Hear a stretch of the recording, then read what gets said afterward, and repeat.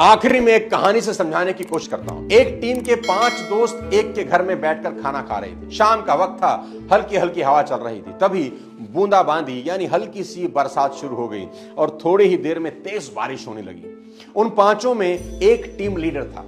उसको लगा इन चारों को जिंदगी का सबसे बड़ा सबक सिखाता हूं। उसने चारों से कहा, हाथ धोकर वापस आ जाओ, एक खेल खेलेंगे।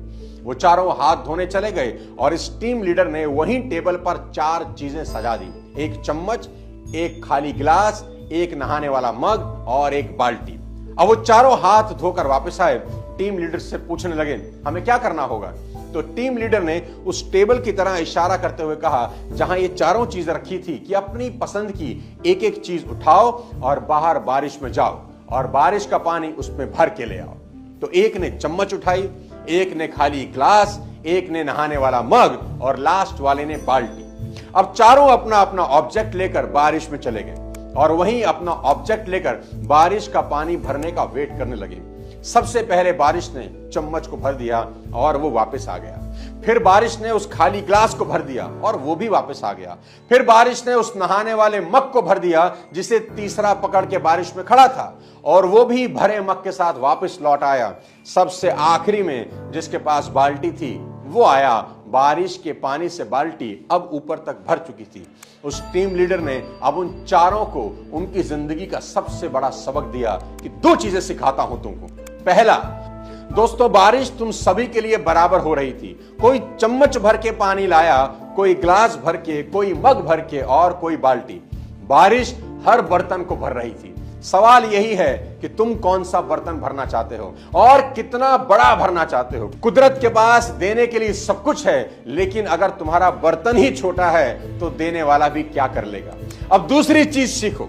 बड़ा बर्तन भरने में वक्त हमेशा ज्यादा लगता है। जितने वक्त में चम्मच में पानी भरता है, उतनी देर में बाल्टी कभी नहीं भरेगी। इसलिए अगर कुछ बड़ा चाहते हो तो बारिश में ज्यादा समय भीगने के लिए तैयार रहना ही होगा, कर्म करना होगा। तुलसीदास जी ने यहां के लिए एक बहुत बड़ा दोहा लिखा है कि सकल पदार्थ हैं जगमाही, कर्महीन जन पावत नाही।